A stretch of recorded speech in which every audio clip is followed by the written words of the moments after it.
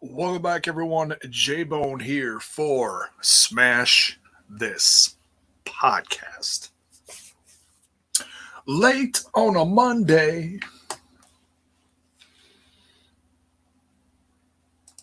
How's everybody doing tonight? Looks like we had some chatters in here earlier on the YouTube. You guys. So we're going to talk about a few different things tonight. We're going to talk about some news. There's like so much news lately.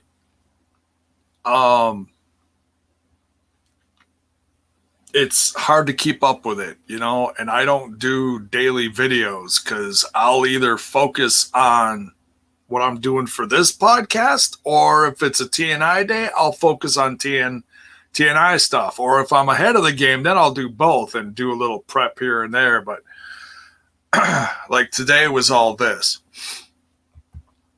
And oh man.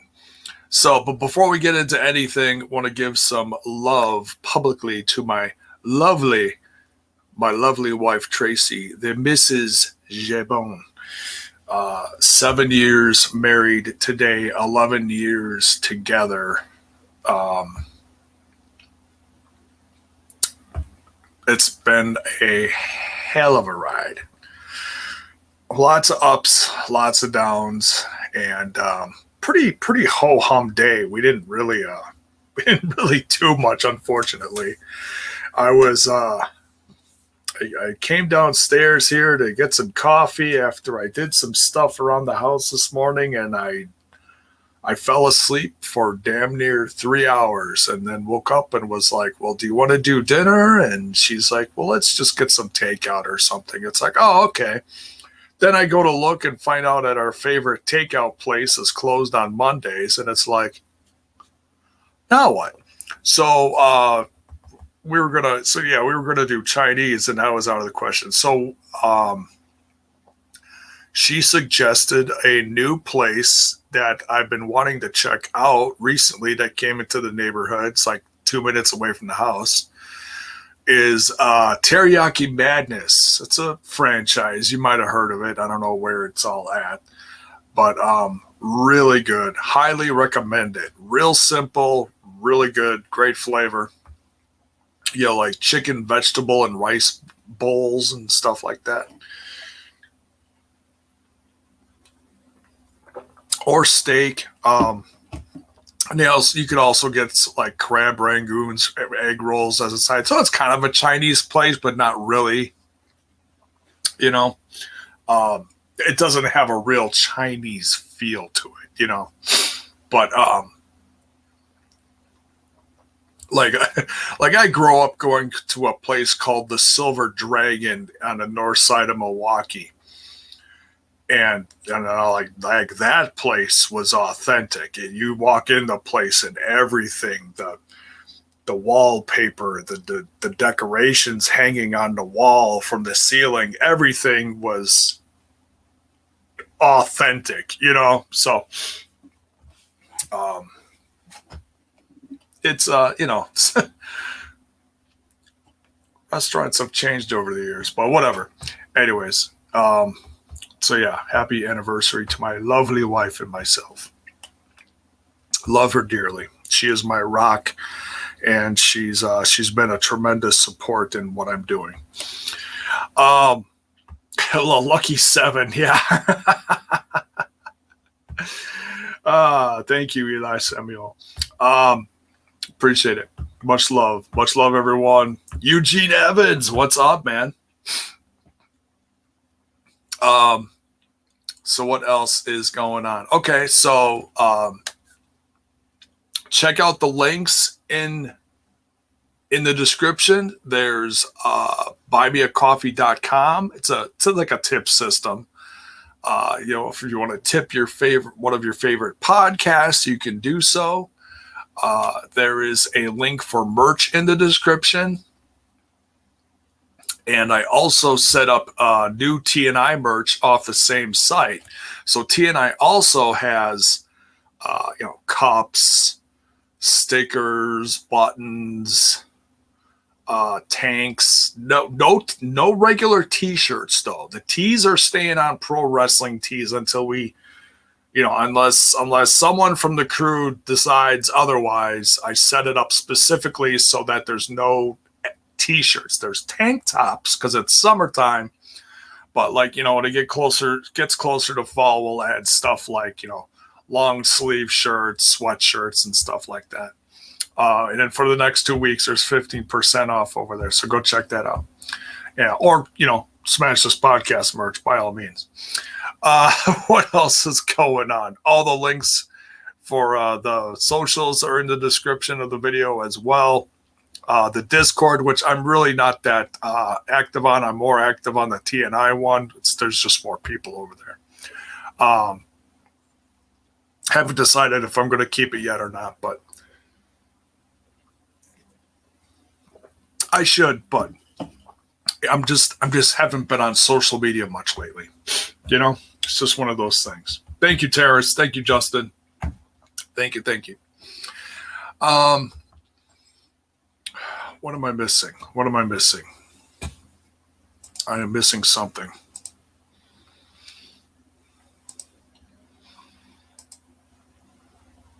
What am I missing? I'm not missing anything. Oh, anchor.fm/smash this podcast for the audio portion of the podcast. So if you are listen to stuff on the go, podcasts on the go, whatever, music, Spotify, iTunes, and so many others, just go to anchor.fm/smash this podcast, and you can catch all the links on that site. There's also a support button. I don't say this enough about that too. If you do listen to audio and you want to tip the podcast from like Anchor, there is a support button on there as well.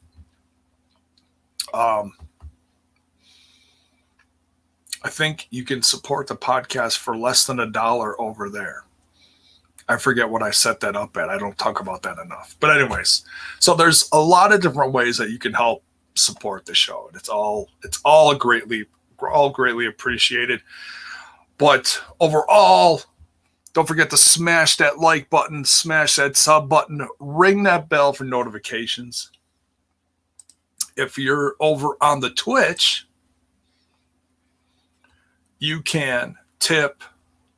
You could tip cheer bits. You can gift subs, all that stuff. All right. Should we talk about some news? Let's talk about some news. We'll play the old jingle. Where's my jingle? There's the jingle. All right, let's talk about some news, and then we'll get into homecoming results and review that show from this past Saturday from Impact Plus. Jingle? Yes, jingle. Jiminy Christmas. And now, it's time for JAYBONE News. Take it away. Searching for my fake wrestling news.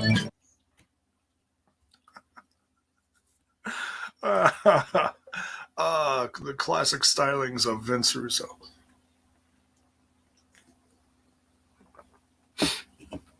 Love the jingle. All right. All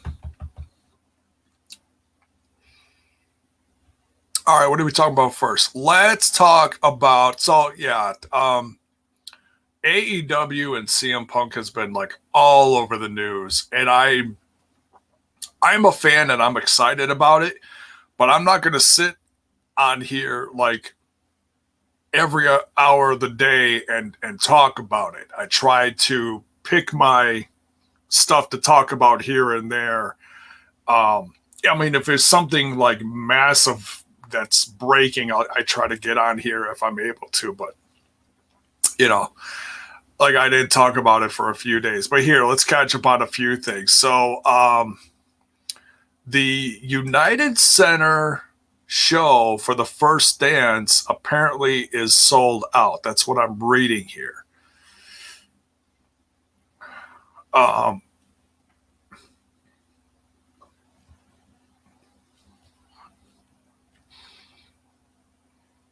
So the pre-sale did tremendously well with over 11,000 tickets selling, and then they sold like another 1,000 or 2,000 the day they actually went on sale to the general public or something.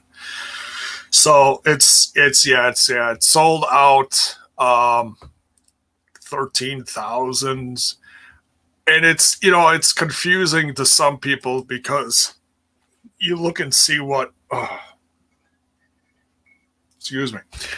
You look and see what the place holds, and it's like 20,000 or whatever, and it's like, oh, they didn't do well. It's because they only filled so much. No, it's because they save.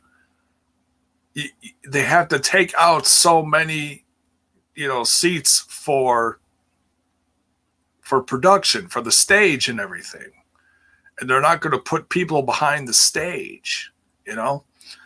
So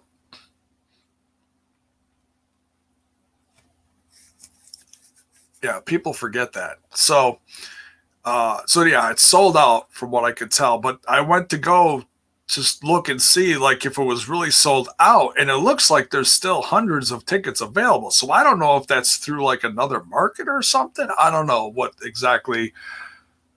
If I looked up the wrong date or something, I don't know. But nonetheless, the article says it's sold out. So congrats to them for that. It's a very exciting time for the company. And apparently, CM Punk is going to be able to have his own music. So they're going to...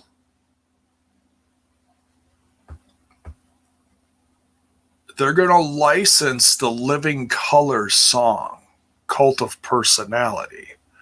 So, and that was kind of hinted at the other day when the little, those little things were spreading around like, oh, Living Color followed the AEW Twitter page and stuff like that.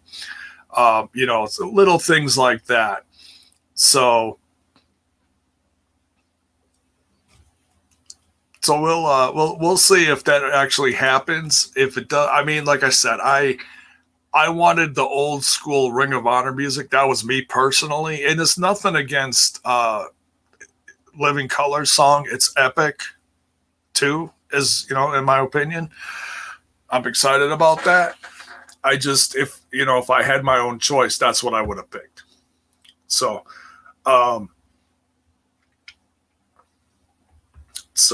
Lakers, what's up? Polar Family's in here. Terrence Sullivan.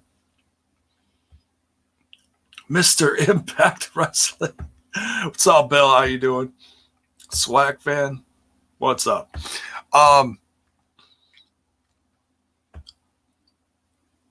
So yeah, this next few shows is going to be very interesting to see what happens Wednesday night to see. So Homecoming is back down in Florida at the old Daly's place. I'd say the old Daly's place is because they did a year and a half of shows at the Daly's place or whatever it was. So, but it's a great venue, great venue. Cody is going to be wrestling, keep on wanting to say Aleister Black, Malachi Black, and along with some other stuff is going on. And they're going to be building up, it's all leading to All Out. Now, I want to talk about this for a little bit because I just wasn't feeling good middle of last week, and I wasn't up for reviewing AEW that night. So I just want to touch on a couple things from it. Number one, I loved the Chris Jericho, Nick Gage match at the end. And I am excited for Hoovy coming back to fight him. I know some people maybe look at that like, Hoovy? Are we supposed to get excited for that? I'm excited for that because there's a nostalgia to what those two did back in WCW. Oh my God, was it 20 plus years ago? I mean, that's crazy. So I felt like everything, I mean, yeah, there was, it was controversial. If the death match, look, and the death match thing is not necessarily my cup of tea. I don't watch that stuff a lot. I watch it every great once in a while. I love hardcore matches, but when they get like ridiculous, it gets scary and it gets a little, it takes away from the wrestling side of it, of course, but there is a way to do it that tells a story and it can still stay exciting. And I felt like those two did a good job, but I understand it's not everybody's cup of tea. If you liked it, great. If not, you're not going to piss me off or nothing.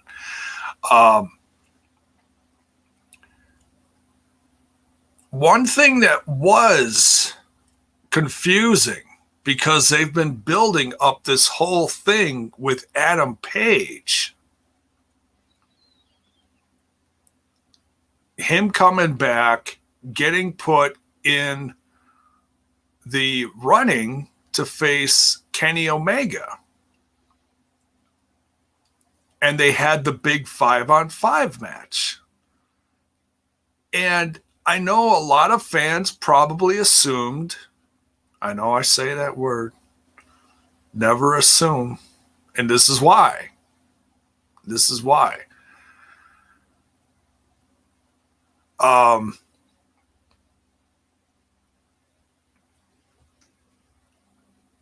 They had the 5-on-5, and the last three, or last two, what was it? It was Nick and Kenny against Hangman Adam Page at the very end, as far as who was left from either side, I believe. And Kenny ended up pinning Adam Page, which takes away, it's twofold. It's not just Adam Page, but the Dark Order also doesn't get a shot at the tag titles. Any two from the Dark Order, you could say Silver and Reynolds or whatever, Uno and oh my God, I'm drawing a blank.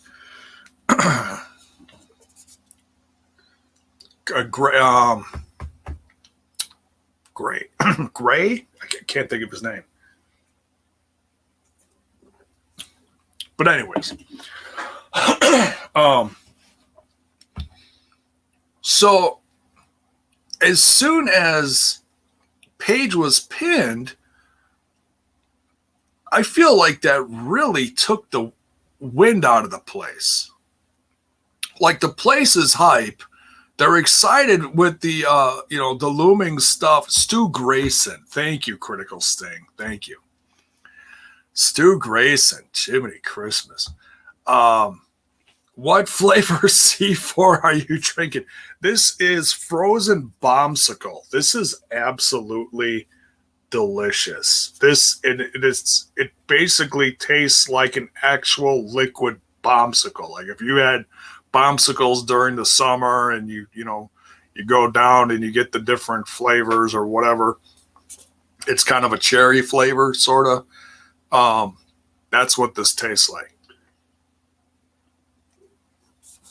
It's so good. It's been a long day, need a little pick me up at the end of the day to keep doing this. I'm like, eyes are starting to get a little fuzzy, So delicious. Well, I got a bunch of these because they were clearanced at the Meyer during over here when I was shopping the other day. So if Hangman Adam Page now, and I want you guys to give me your 2 cents in on this too, okay? Because I'm curious to see what the fans feel. Because I know I've got some, AEW fans in here too.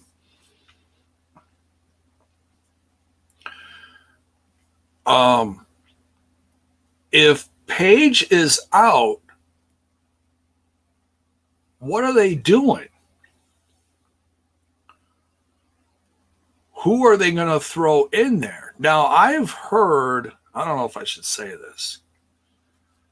I've heard rumblings that someone might get slingshot into the title scene very soon.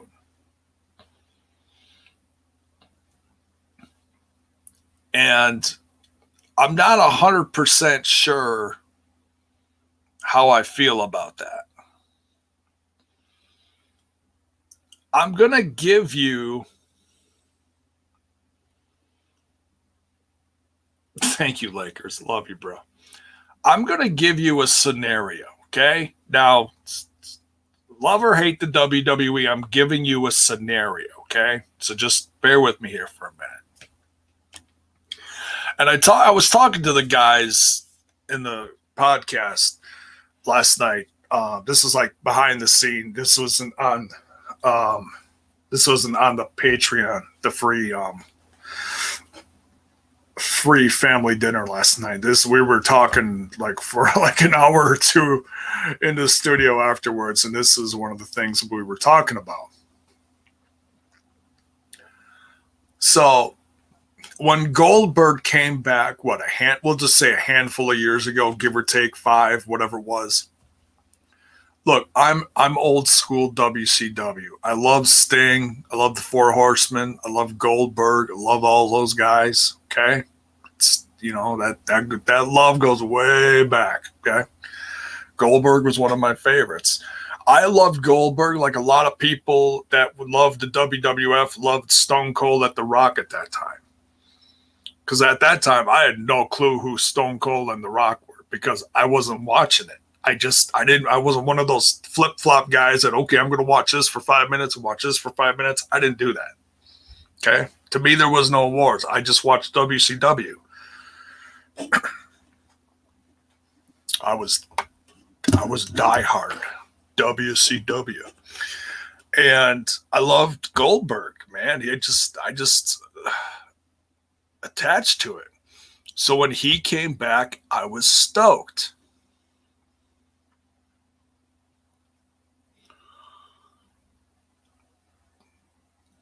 And in Milwaukee, my town, now don't get me wrong, I love Kevin Steen. And he was, Universal Champion at the time, I believe. Goldberg came back, and it was, what the hell was the show? Can't even think of what the hell it was called. Whatever pay-per-view it was, in Milwaukee, it was like Great Balls. It was like one of those weird named ones or something. I don't know. Goldberg beat Steen for the championship, and I know a lot of fans were pissed off. But me loving Goldberg, I was excited for Goldberg. Him coming back and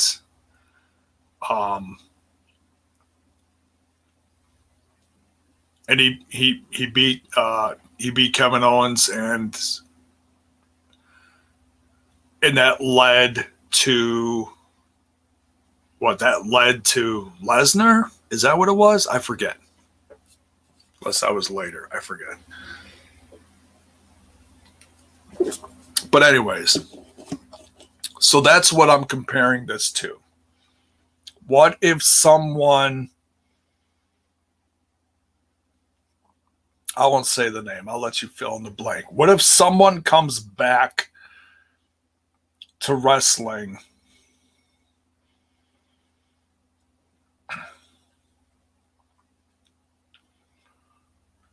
and takes the championship off of Kenny Omega? How would you feel as a fan? You know what? I'll just throw in a name. What if CM Punk comes back in the next few weeks and takes that title off of Kenny Omega? How would you feel? You're not, just give me just honest answer. Don't feel like you gotta like say something that's gonna make me happy or whatever. I want to know legit, honestly, how you feel. Are you gonna like love it that CM Punk comes back and like he's the hero now? Or are you gonna hate it because Kenny Omega even is the biggest heel in wrestling right now? He's held that championship and he's been one of the most solid, dependable guys during the pandemic. How do you feel? Let me know in the comments. Lakers. Lakers says, fuck that bullshit. Kenny will beat CM Punk's ass. Kenny Omega all day over CM Punk. Okay. Critical Sting says, not even much of an AEW fan, but I'd be disappointed by that. RK, oops, sorry, missed over Justin here. Punk being out for so long, it wouldn't make sense, okay? RK says, I think CM Punk winning it doesn't make much sense at this point. Okay. And anyone else chime in? Let me know. Okay, so majority so far is negative. Now, I completely 1,000% respect that. Now, the reason I threw out the Goldberg scenario is I'm real on the fence about this because, number one, I'm excited about the fact of CM Punk coming back because I've been on a nostalgia trip. I'm not going to lie. I've been watching some old DVDs. You know, I got some old Ring of Honor stuff I've been watching, you know, watching some of the really good stuff from CM Punk back in the day. I'm happy about it. Because I didn't think it was, I was to the point as a fan where I was like, nah, he's never coming back. I'm okay with it now, you know? But for like a few years, I was like really hoping it would, you know, the UFC stuff would just fizzle out quick and he'd come back really quickly. It didn't happen. It didn't happen overnight.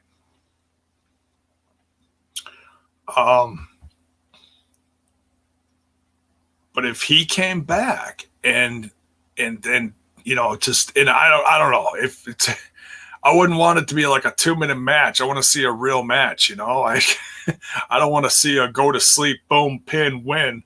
But look, it's not my company, you know. Khan's going to throw a ton of money at Punk and Punk's going to be like, all right, let's do this. But he's also going to want to chime in on what he's coming back to do, you know.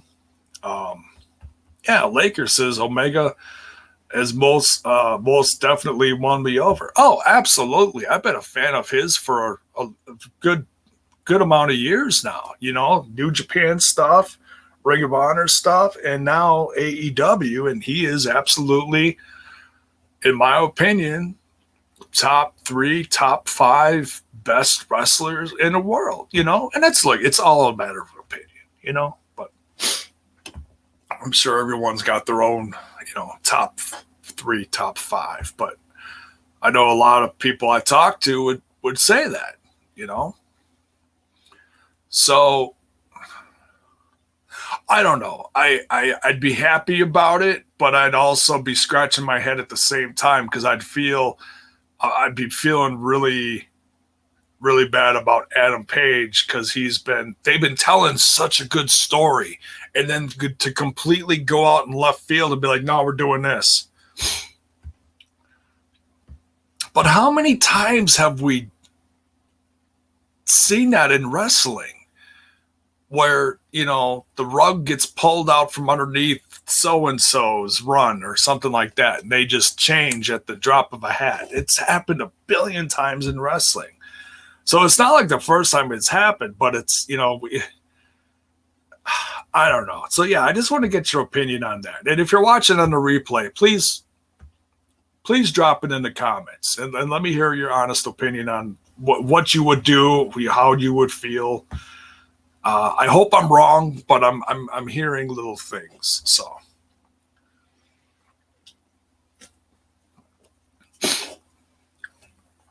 I hope where I heard him from is wrong, just so I could say, ha, you are wrong, sir.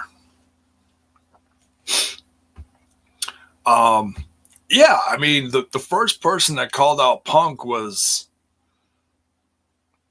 Darby Allin. So that would make sense to me. You know, as far as a first match at a pay-per-view or house show or whatever, you know. House show, I mean like a weekly show, because they don't really do house shows. Okay. Let's transition off of that. We talked about Punk long enough here. I don't want to talk about Punk all night.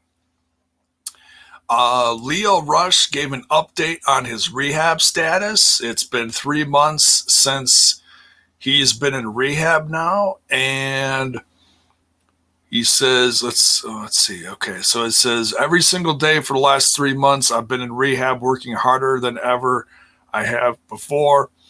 Happy to announce that today I have been cleared. Now, he retired 3 months ago, or just over 3 months ago, before he had his surgery. So I don't,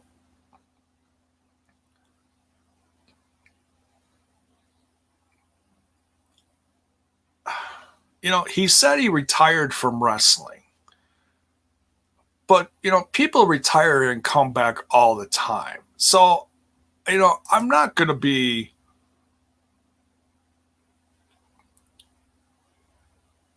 shocked if he comes back. He was booked for that 14th show. Is that August 14th for New Japan? I know he said he was going to like finish out the shows that he was booked for and then maybe retire. I guess I don't know what he's going to do, but I just read that. So I'm like really wondering if he's going to like just finish up stuff for the summer and then go away, or what he's going to do. I'm curious, you know, do you want to, I'd love to see him stay, because damn, the kid's talented, you know, very good, very charismatic, good on the mic, tremendous in the ring. Just a lot of fun to watch. So we'll see. We'll see. I'm pretty sure he's still booked for that New Japan show. We'll see what happens. And that's in a couple weeks, I believe. Talked about that. Oh, we can't forget, last but certainly not least, he's on the cover of the damn video. My God. Ric Flair. Now this, we said this with shock today, but we also say this with a little chuckle. So Ric Flair was released out of his contract with the WWE today. Now, fans are so funny. People are saying, oh, he's automatically going to go to AEW and reform the Four Horsemen and blah, blah, blah, blah, blah. I doubt that, but I mean, to have a TV moment with Arn and Tully would be fun, but beyond that, what are you going to do? You know, one of the things that I've been critical about over the last, year, especially during the pandemic, is, you know, when they had this guy who's 70 plus years old out there during the pandemic, risking his health on TV. And for me personally, I'm like, I don't need to see this, you know? I don't. Seeing, like, Ric Flair doesn't have to do anything else. You know, in my opinion, in my professional podcasting opinion, he doesn't have to do anything else. He's done everything. He's on all the Car Shield commercials 20 times a day when you're watching TV or watching wrestling on any channel. He's on there. God bless him. Those commercials are just tremendous. And no, it doesn't give me a desire to go get Car Shield. But hey, the guy's got to make a paycheck still, right? I do not assume he's going to go to AEW. Personally, I guess what he had some different opinions with the Vinnie Mac about something is what I read or something. And so he asked for his release and they gave it to him. I can't imagine what they were actually paying him because, I mean, I don't know. What are you paying a guy like Ric Flair? Especially because he hasn't been around much lately. After Charlotte just, completely castrated him on TV. And he's crying and everything. It's like, all right, enough of this.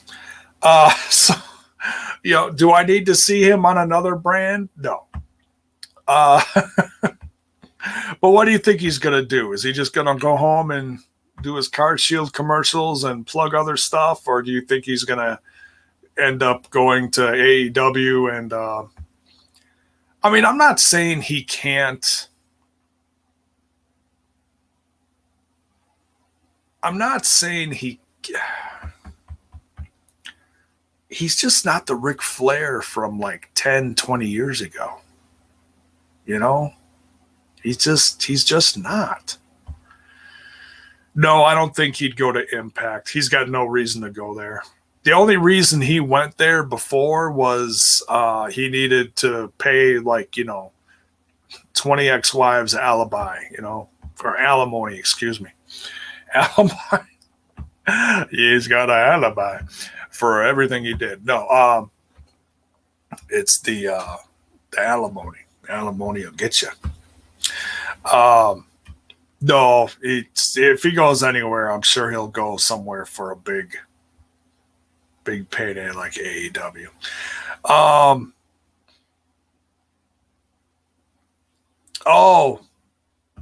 Jeff Jarrett. Yeah, Jeff Jarrett was quietly let out of his contract back in April, I think I read. And I kind of assumed he was because he's been doing this whole podcast thing now with Conrad. And of course, that's a big no-no if you're still under WWE contract or whatever. So yeah, I was assuming he was done being a producer backstage. So, and whatever,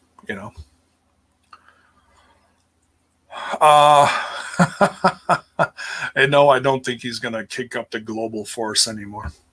No. So yeah, don't know what Ric Flair is going to do. It's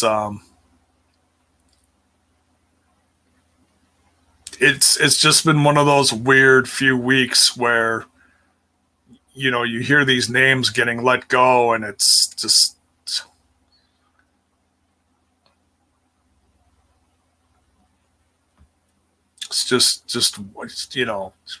people are still talking about Bray Wyatt, and they're going to talk about Bray Wyatt. They're talking about Bray Wyatt so much that tonight during Raw, people were chanting, "We want Wyatt."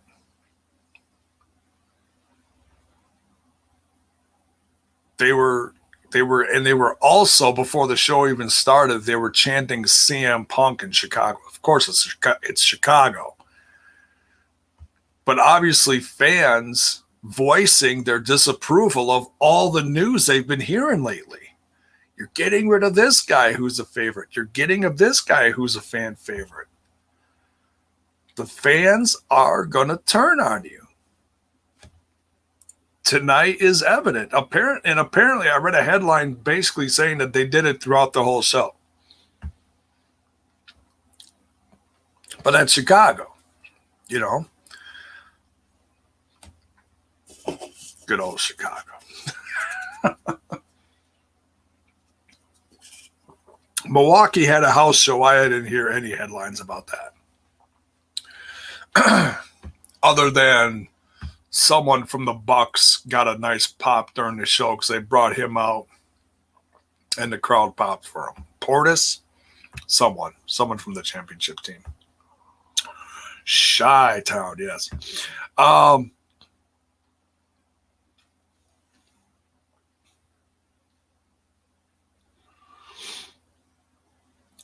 Vince needs to smarten up.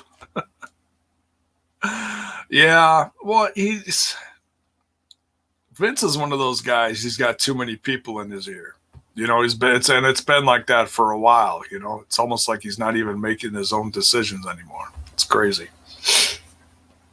Or people are, you know, guys like Nick Khan are influencing him to make these decisions, or Vince is just giving him free reign to do whatever. So who knows? Who knows? All right. So let's, we spent enough time on the news. We spent actually a lot of time on the news, over half an hour. Let's get into this homecoming. We'll switch gears here and we'll talk about Saturday night's homecoming event that was on Impact Plus. This was a lot of fun. I don't know about you guys, but I really, really enjoyed this. And let me know as I'm going over the matches here, let me know your thoughts in the chat, please. And if you came in here late, don't forget to smash that like button, smash that sub button as well.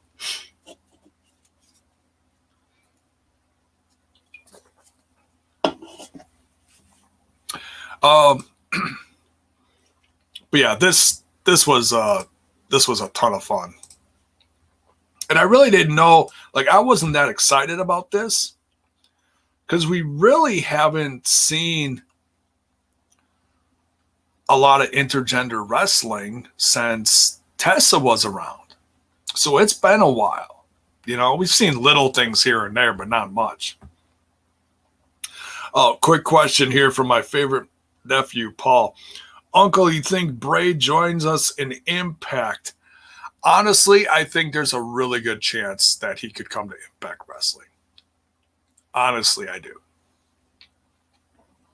I'm not putting all my chips on that, but as far as places to go, I'd say it's one of the top ones. Because look, Tony Khan cannot hire everyone. You know, you jokingly say that, and it's like, oh, and by the way, CM Punk and Daniel Bryan are coming, you know. So, so who knows? Who knows? Who knows? But yeah, so let's get into this. Homecoming starts off here. Now, this is tournament matches, and then we also got the X Division title on the line.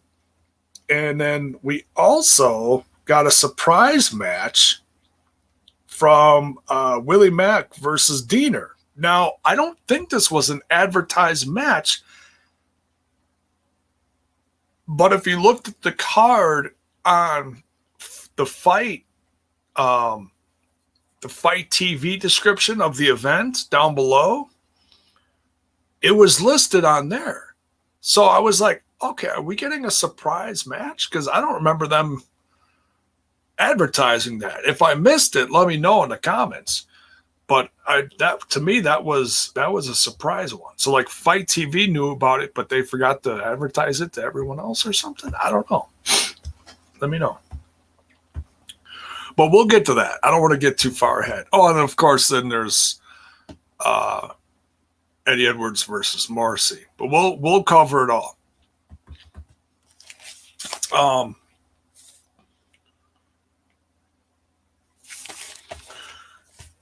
So we start off here with the tournament, starting out hot with Deonna Purrazzo. Or first it starts out with Alisha Edwards coming out with Hernandez and Swinger. You know, Swinger's just, you know, supporting them. And so a bit of an odd couple, you know, obviously representing Swinger's Palace there. You've seen them in the skits together. But Hernandez and Alisha Edwards. against Deonna Purrazzo and a mystery partner, and we get the debut of the Drama King, Matthew Rehwoldt, formerly Aiden English of the WWE. Now, as I talk about this, folks, let me know your thoughts on the debut of the Drama King, because I really enjoyed this. He's one of those that got let go last year, and he's just been podcasting about he is a, how do I say this?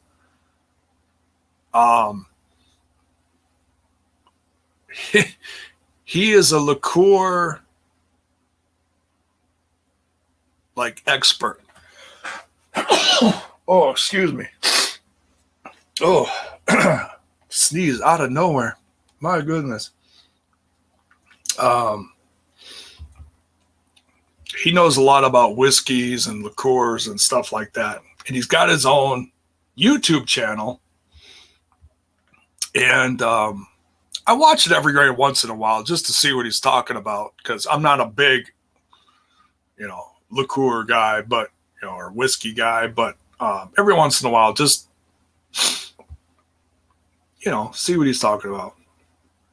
Connoisseur. Thank you. That's the word I was looking for. See, because I'm not a connoisseur. I drink cheap beer, so. I am certainly not a connoisseur. I am I'm a connoisseur of cheap beer. But and if he is new to you and you want to see more, and I've said this before, but bears repeating again, what I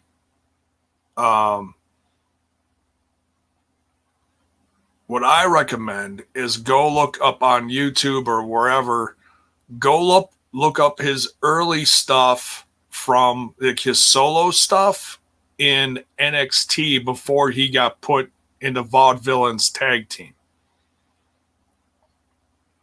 That, in my opinion, was his best stuff.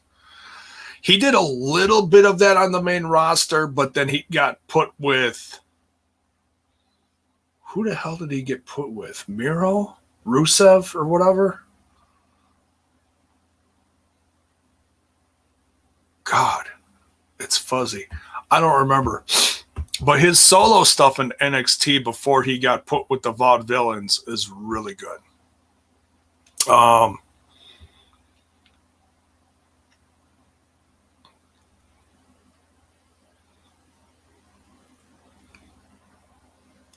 Just seeing if there's any opinions. Yet I don't see any. All right, so, but I like this. And so someone from our show was like, wow, he's really skinny. I'm like, yeah, the guy looks like he has like 0% body fat.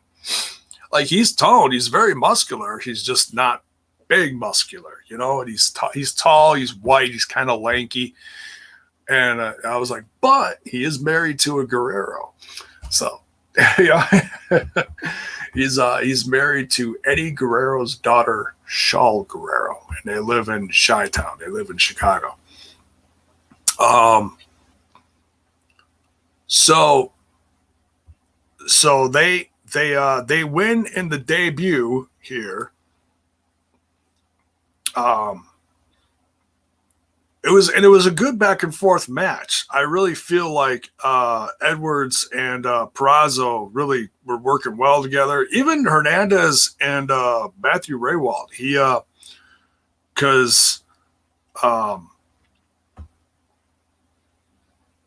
Hernandez still got it. He really is. What a veteran, But he was used here to put over the new talent, and there's nothing wrong with that. That's what he does. So that's okay. I'm good with that. Lakers says the Drama King is cool. RK says I am happy to see him at Impact. All right.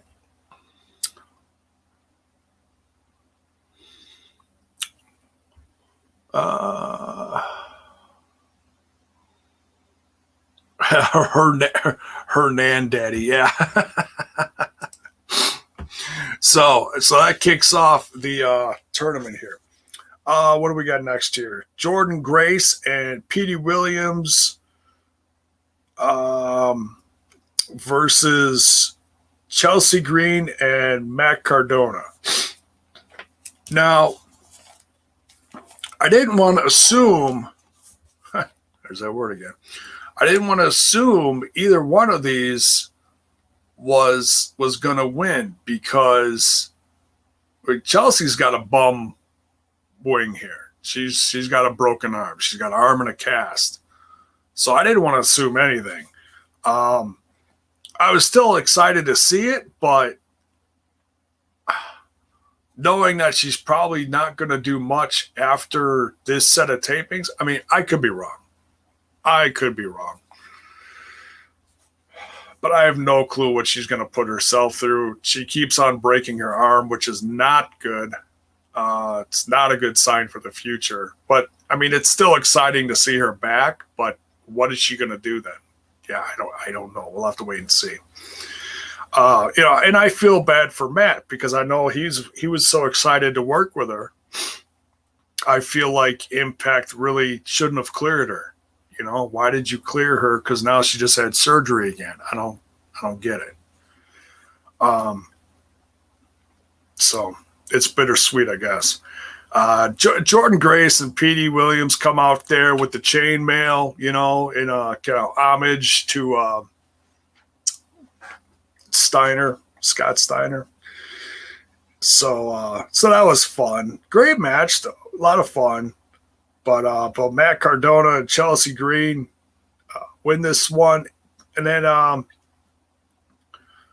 Macklin attacks Petey Williams. And he is just screaming mad. Just absolute. He just pummels Petey.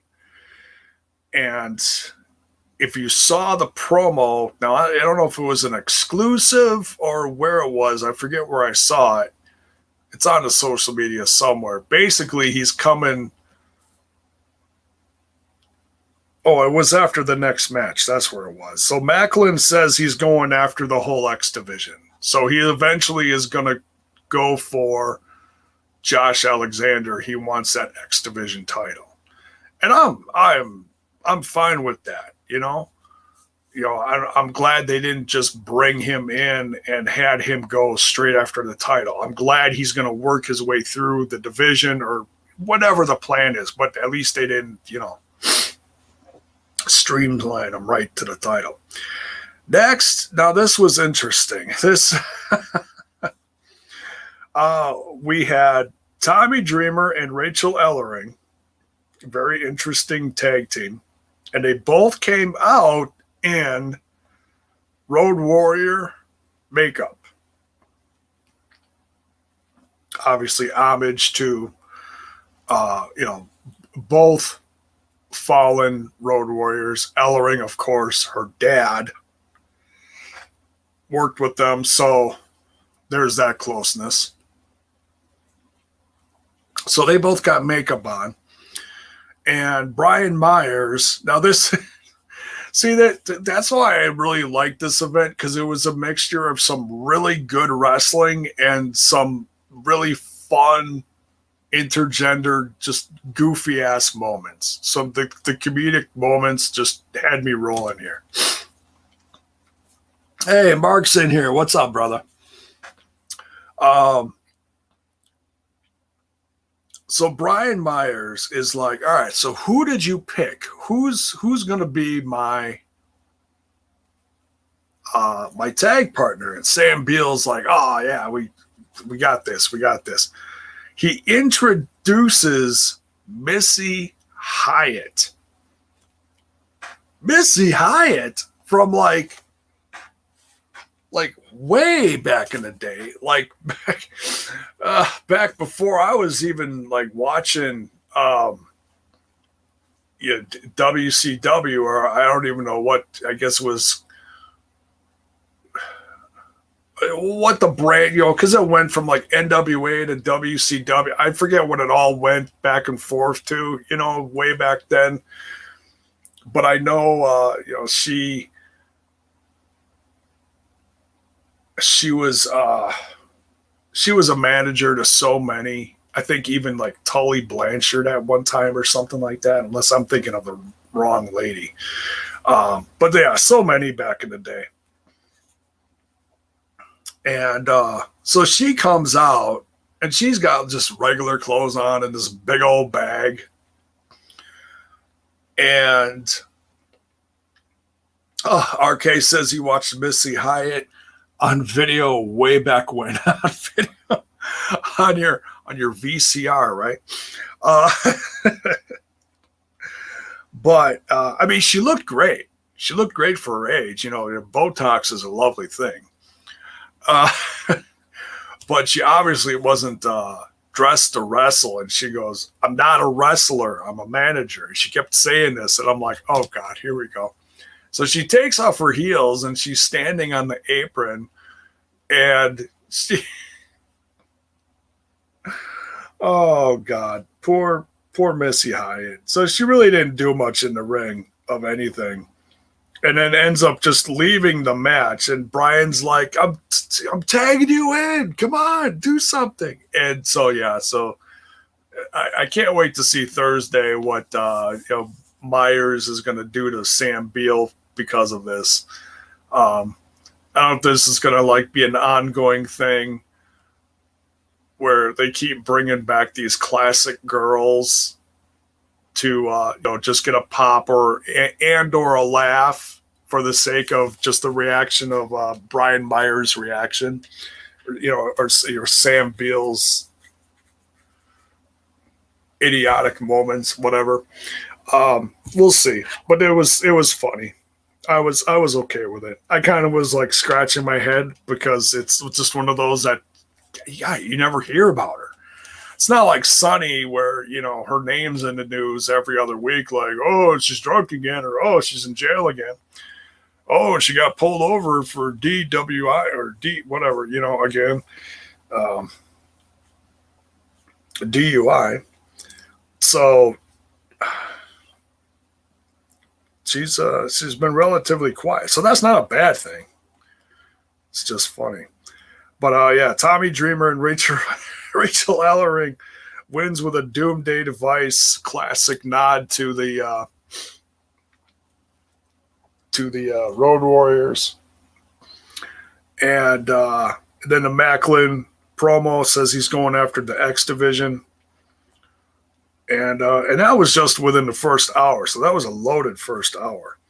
Then we get this match that, like I said, I don't think it was advertised. If this was advertised somewhere, let me know. I didn't even think it was like a last minute thing. We got Willie Mack coming out with Swann versus Diener, flanked by all of VBD. Now, this is one of the best matches of the night. This one blew me away. I love this one.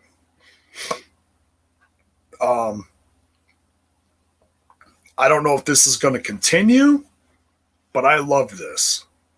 As far as this feud between the two teams, and Diener gets a win here. And it was really, I mean, as much as I wanted to see Willie Mack get a win, Diener, who had taken a lot of losses in the inception of Violent by Design in the beginning of this, when he was just joining the group and he kept losing as they were building his character or changing him.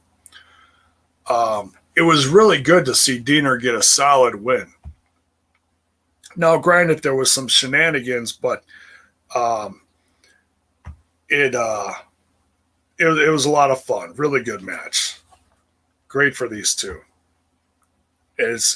I'm guessing one that's going to get overlooked in the annals of Impact history. But if Willie Mack is one of your favorites, Go back and watch this one. It's very good.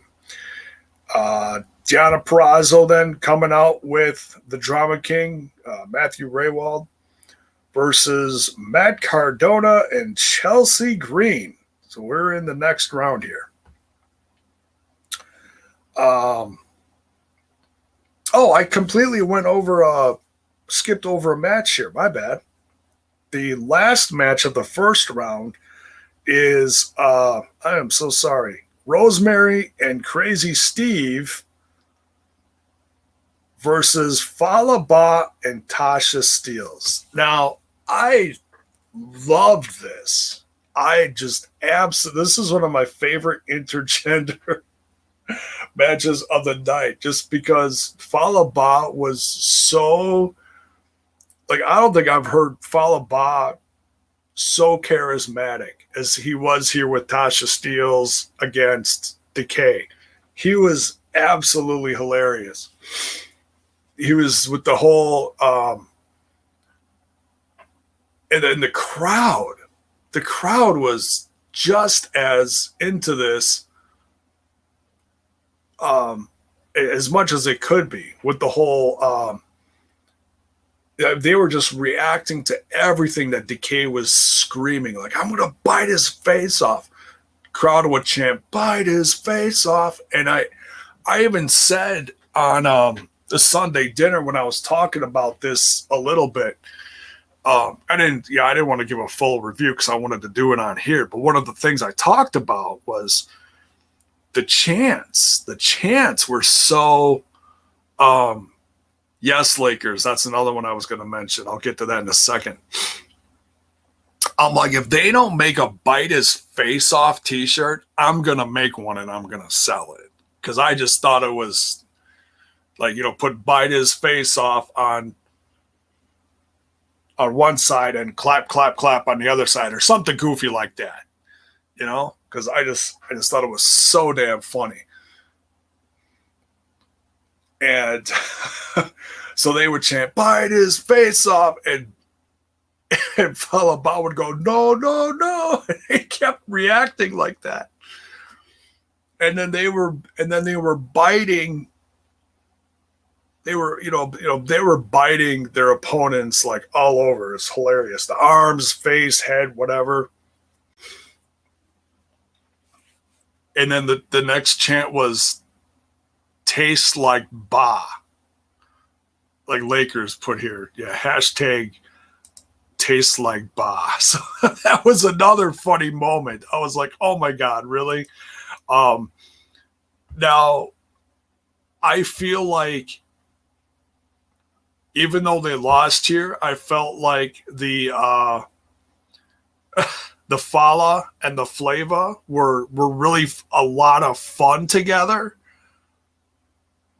But I don't think they're going to end up staying together. But for this event, it was a lot of fun. Let me know in the comments, do you want to see them stay together, or do you want to just see Tasha focus as a solo now that the Fire and the Flava are unfortunately done? Because if you hadn't heard, Kiera Hogan is now no longer with Impact Wrestling.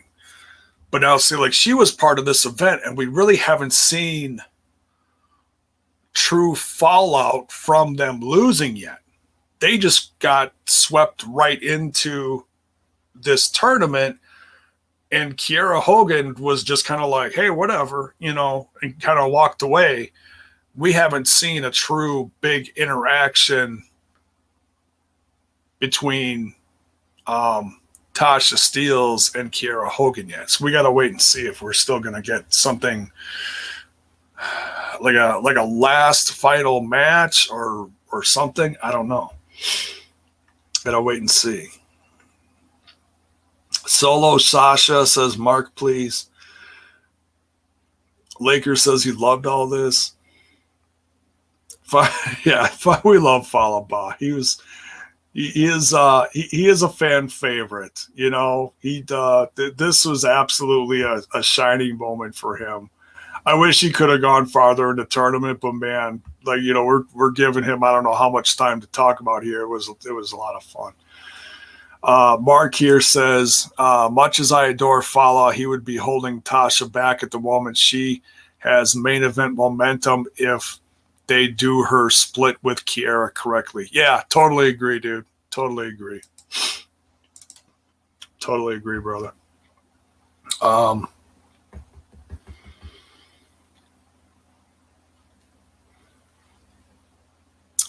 So Rosemary and Crazy Steve win here. Crazy Steve winning with a jumping DDT.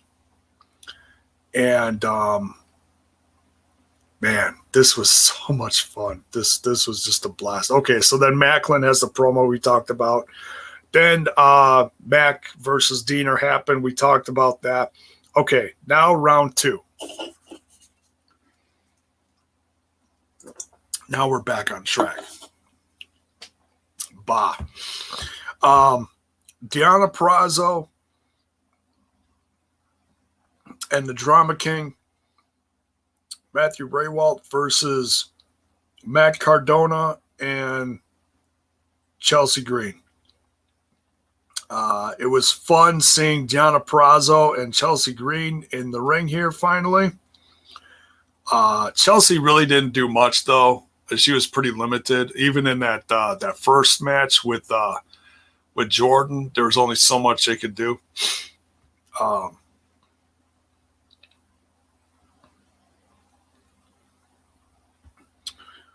So Deonna Purrazzo and Drama King go through to the finals, beating Matt Cardona and Chelsea. Matthew Rehwoldt pinning Matt Cardona. That's easy to say. Then what do we got next here? Gia Miller with Missy Hyatt, and Myers is there, and he's just all upset at Sam Beale, and Missy Hyatt ends up just clobbering Sam Beale with her big ass, I don't know, what was that, a Gucci purse or something? I don't know. But that was funny. So I don't know if this is going to continue into the tapings, but if that's the end of it, it's just kind of, you know, put a comedic little period at the end of the sentence there, I guess you could say. Hey, Prime Time, what's up, man?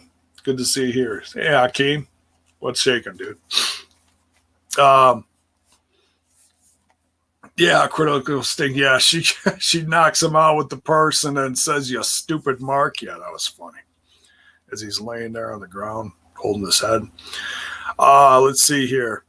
X Division title match: Black Taurus versus the defending Josh Alexander. Wow.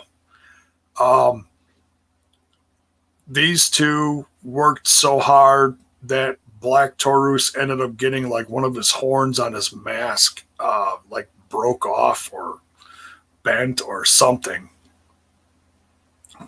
Just sick. Black Taurus was out there with Havoc, so it was nice to see Havoc. I was like, why isn't Havoc out with Crazy Steve and Rosemary? Because you think you see the knockouts together, but it was so that Black Taurus would have some backup as well. Because if you didn't know or if you forgot, Havoc is officially part of Decay now. So, excuse me. So, Josh Alexander wins this one. Really good match. It just shows it was great to see.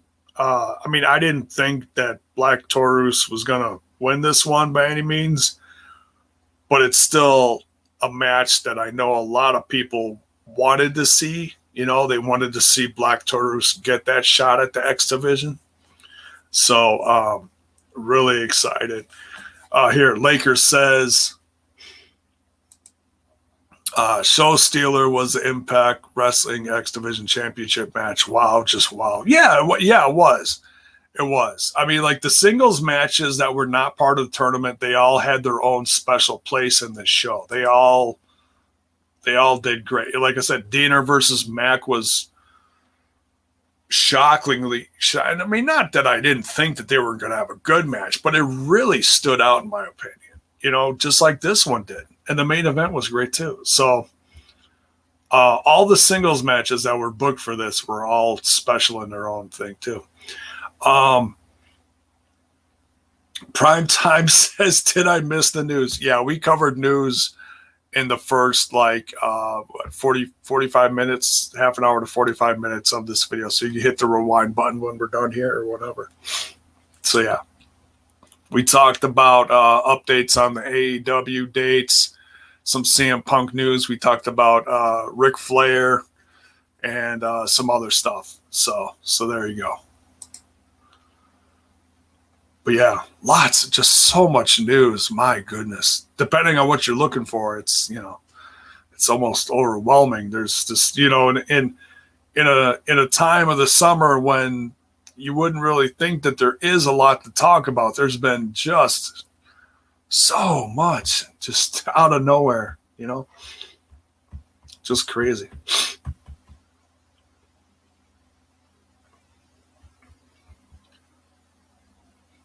Oh, someone said someone misspelled Deonna. Yeah, I misspell her first name like all the time. I spell it with 2 A's instead of an O or whatever. Yeah, it's okay. We all do that.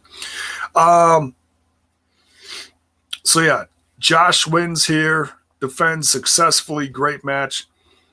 Tournament finals. Deonna Purrazzo, Matthew Rehwoldt versus Rosemary and Crazy Steve. Now we continue with the goofy chants. Excuse me. Stupid allergies. Cat's been all over me all day. So this was a lot of fun seeing Deonna Purrazzo versus Rosemary. Like I said, for intergender wrestling, I felt like all these matches in the tournament did really well. They were all, like, I know one of the big things is like the believable factor, like who can face who. And it was the chemistry between all the people. They all told a great story in the ring. Like, not to the point that it was like a 5-star match, but to the point that it was a lot of fun. Like I said, in some cases, there was just a lot of comedy that kind of distract maybe from like if it was a new team like Fallah, Bahh, and Tasha Steelz, who never, wrestled with each other before, you had the comedic moments to kind of distract from the imperfections of looking too deeply into the, meat and potatoes of the match. So you had stuff like that. But I felt like they all worked really well together. It was a lot of fun. And like I said, in my opinion, it was a lot more fun than I thought it was going to be. But your new king and queen are Deonna Purrazzo and Matthew Rehwoldt. And, hell of a debut for the Drama King. I mean, I was a little surprised, but you also want to keep your knockouts champion looking strong too at this point, if you're not going to have another contender face her immediately. And because that's not what this tournament was about.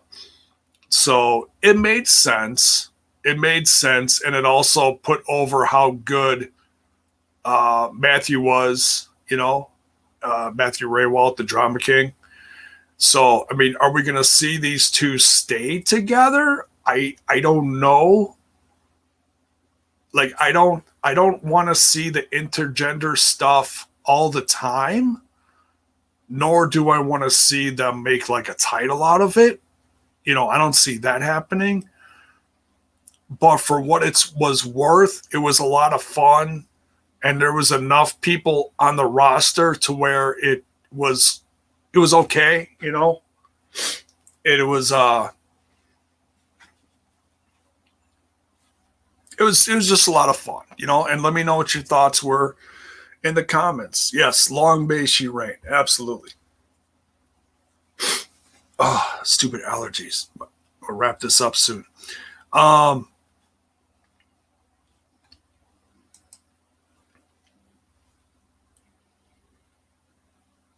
Just checking Twitch. I haven't checked Twitch much tonight. RK's all over it. All right. So yeah, and then last but certainly not least, we got the hardcore match of Eddie Edwards versus Morrissey. Now, one thing I was going to bring up recently with the news from last week, and then I forgot. So some stuff came out saying that Morrissey was only contracted till like October. So like, I'm guessing Bound for Glory. Now, he's been doing so good that I really want to see him stay. I mean, he's been, so up to this point, he's been undefeated, and his character work, in my opinion, has been great. As far as building a new monster and redefining one's career, Morrissey's been doing a phenomenal job, and I feel like Impact Wrestling has been really working well with him. So I don't want to see him like leave in a couple months. I want to see him stay and build this character and evolve even more. But we'll see. We'll see. He just all around looks great, and he's doing great. He sounds great. His promos are good. And they're simple. And when you can keep them simple, they sound even more authentic, you know? So we'll see what happens. But yeah, Eddie and Morrissey end up having just an absolute slobber knocker here. Eddie, after all is said and done, wins this match. Shockingly, I did not think that Eddie was going to be winning this one. It was very interesting that Morrissey got his first loss here. So we're going to see where it goes, because I mean, I've heard some people like Bill from that other little podcast, T&I, he honestly said he would not be surprised if they slingshot Morrissey into the title scene if he keeps winning like this within the next year. But as soon as he said that, the news came out that he's going to be working until October. But I'm really hoping he stays with Impact and they keep molding his character and he keeps getting stronger. Let me know in the comments if you want to see him stay in Impact Wrestling. I mean, if that's what he wants to do, is just, do a little bit here, do a little bit there, just to, help just grow as an individual in the industry again, it's understandable. It's I know in the long run, I'm pretty sure he still wants to go back to the WWE someday. That's been his goal for a long time. So, he's going to do whatever he has to do in the meantime. You can't fault the guy for that. Can't fault him.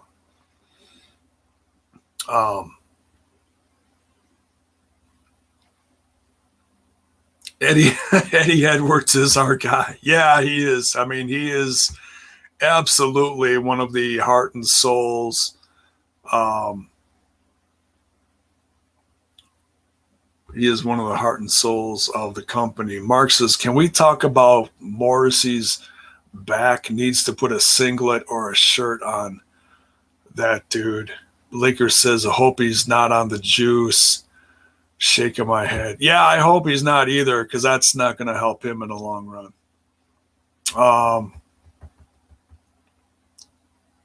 Mark says he's absolutely 100% juicing.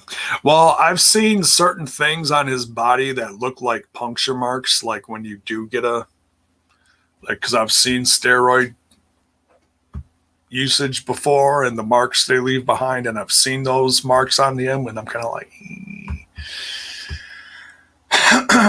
but I mean, other than that, he looks great. It just, yeah.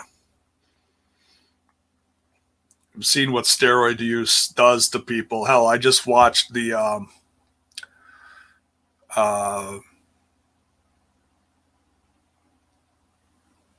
Dark Side of the Ring, the Tom Billington, the Dynamite Kid story. Oh man, so sad.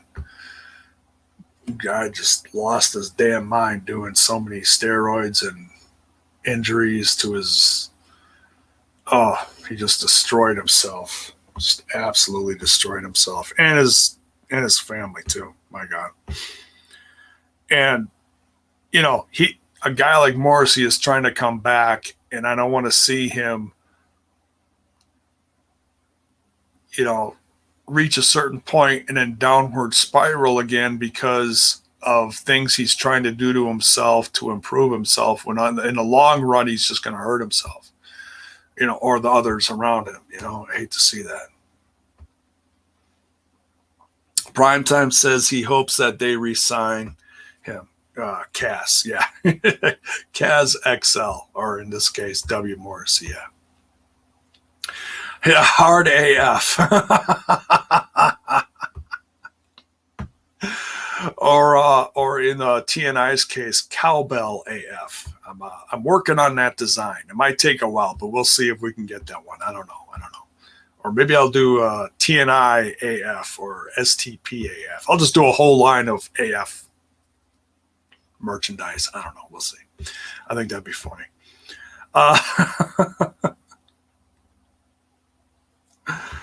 Oh, what did that start with? Oh, it was like last year or something. The Young Bucks, during Being the Elite, they started doing like the whole Christian AF, and I'm like, yeah, you can't really put those two together. Wow, that's just really weird. But okay, so, but yeah, back on track. Eddie Edwards and Morrissey, like I said, they had a great match with the whole, trash can lids, trash cans. Tables, chairs, kendo sticks, a lot of fun. Everything and anything. Kitchen sink. Everything.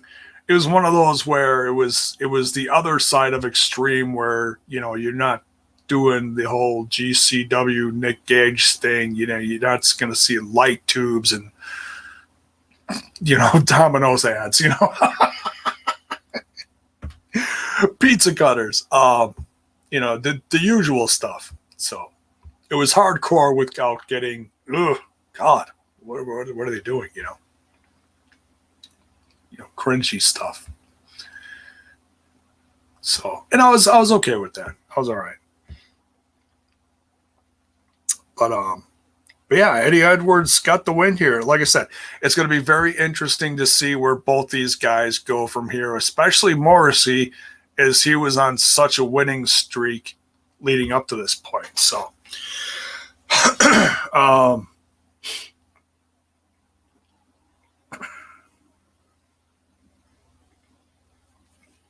Swack fan here says,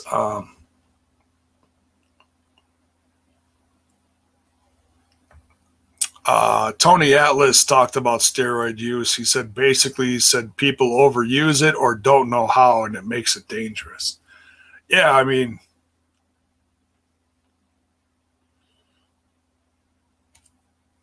I think just, using it in general is bad. I mean, but back then, the supplements now are so different than what there were back then, I think.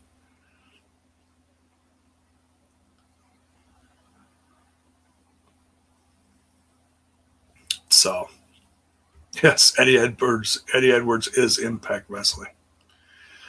Laker says, I definitely want Morrissey around long term, but would also like him clean as well. Yeah.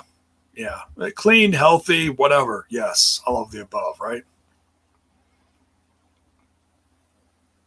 Yeah, I was happy that Eddie got the win here, but I was not expecting it. I really thought they were going to continue the whole winning streak, the whole domination, whatever word you want to throw in there, with Morrissey. So do a Jiminy Christmas shirt. Yeah, I might have to do that. It's probably on one of them on my top list, and I just never got around to it. I've had a bunch of ideas over the last couple of years. Jiminy Christmas. So yeah, I really loved this. This was a lot of fun. Let me know what you thought about this event. I know, and I know there was, and look, it's wrestling is subjective. You can, you're gonna love some stuff. Not everything is gonna hit you like a 2-ton heavy thing, and you're gonna, just like, it's gonna be the top of the world. Some people looked at this event and it just was like it didn't jive with them. They just weren't interested in it. Like he's not in here today, but sometimes he's in here. Usually he's over in the TNI. Mir said he just wasn't interested in homecoming, the whole intergender thing at all. And it's to each their own, like tournaments or just the intergender thing in general, some people just don't get into. But I felt like this was really well done. Let me know your thoughts on it. Did you dig it? Was it a lot of fun for you, or was it not your cup of tea and you want to see them just continue on with regular feuds from here on? Let me know, right or wrong. Just, like I said, you're not going to upset me. I just want to see the conversation happen. So, Lakers thought Morrissey was going to win. Okay. RK was not expecting the win either. Yeah. Jiminy Christmas. Yeah. Makes Eddie look good for Thursday. Yeah, we'll see what happens. Is he going to get set up to face Kenny some more? I don't know. We'll see.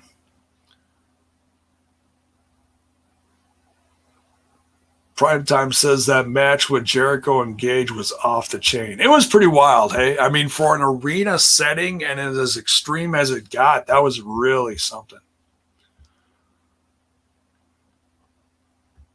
Mark says, great show. It'd be cool if it was annually. Yeah.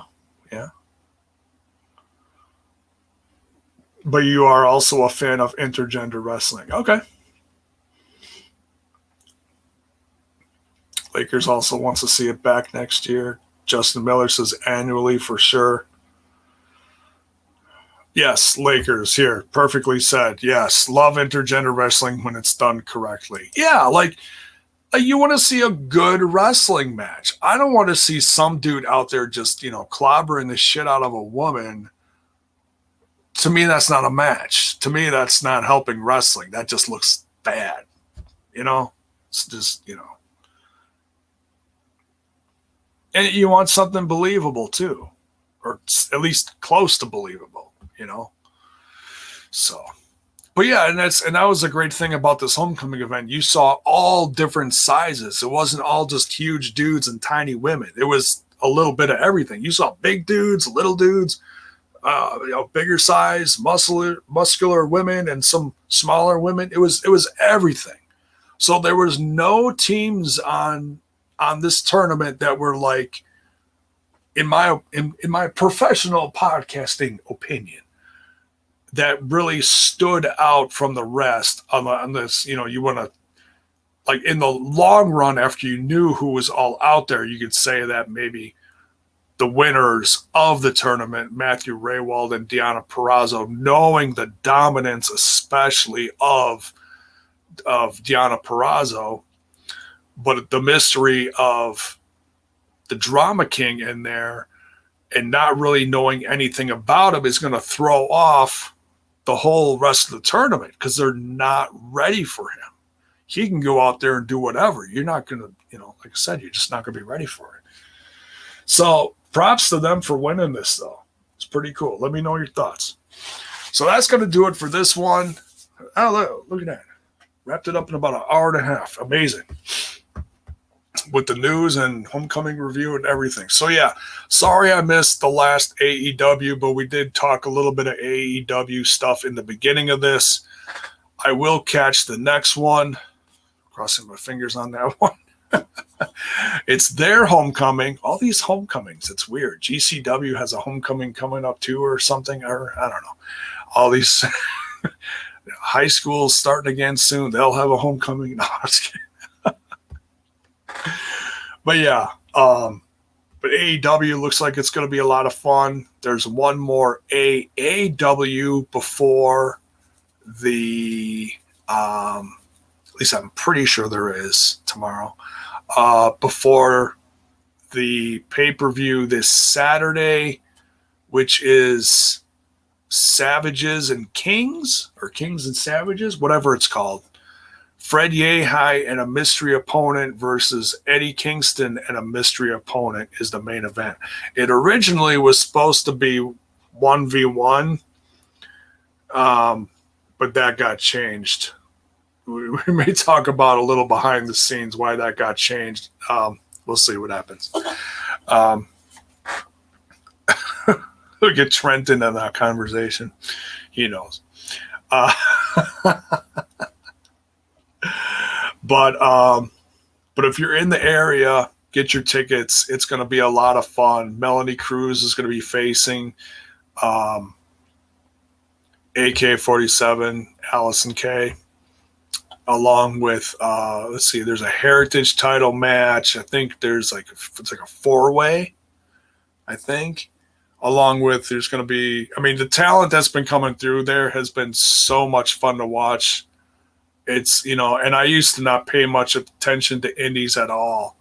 And this is one that's just been so much fun watching them rebuild this, trying to go full steam ahead after the pandemic. I mean, yeah, the pandemic is still going and the numbers are really spiraling out of control again.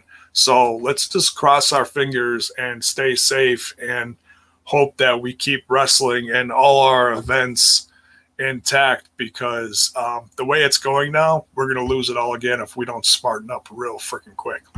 That's just my own professional podcasting opinion on that one. So,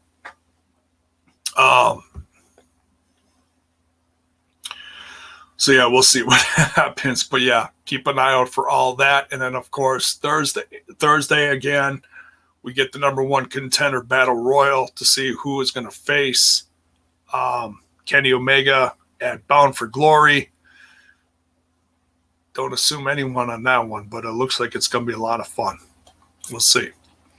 Who knows what's going on in wrestling? It's so all over the place. Wrestling is just, man, every time you turn your head, there's something crazy going on, or someone got let go, or somebody jumped ship, or somebody joined another company, and there's just so much to talk about lately. Or there's comebacks, from hiatus, like CM Punk. That's just all over the news as well. So I'm here for all of it. It's just a fun time for wrestling. So certainly not boring, right? There's lots to talk about. And if you're not into this, you go check out that. There's always something else to check out in the world of wrestling. So much love. Love you all. Going to wrap this up now. Check out the links in the description. If you came in here late, check out the buymeacoffee.com to tip your favorite podcast. You can cheer bits on Twitch, or you can sub or sub on YouTube. And I believe there's a tip system on the YouTube as well now. I'm not positive if that's in there. Oh, sure enough. Yep, there it is. At the bottom there. You can do it. As far as I know, it's all hooked up.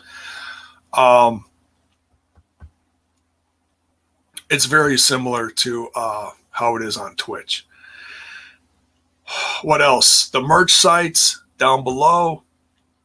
Go check that out. All the new merch. And I'm still working on new designs for mine and TNI as well. Always brainstorming stuff. So, yeah, we'll see y'all tomorrow night for all the AEW stuff. Or no, not tomorrow night. Tomorrow's Tuesday. Damn. Long day, folks. Long day. Tuesday is a throwback Time Machine Tuesday over that other little podcast called Total Nonstop Impact. Come back here Wednesday for all the AEW, AAW stuff as well. So, yeah, let's get out of here. Much love, everyone. We'll see y'all tomorrow night. Take care. Be safe.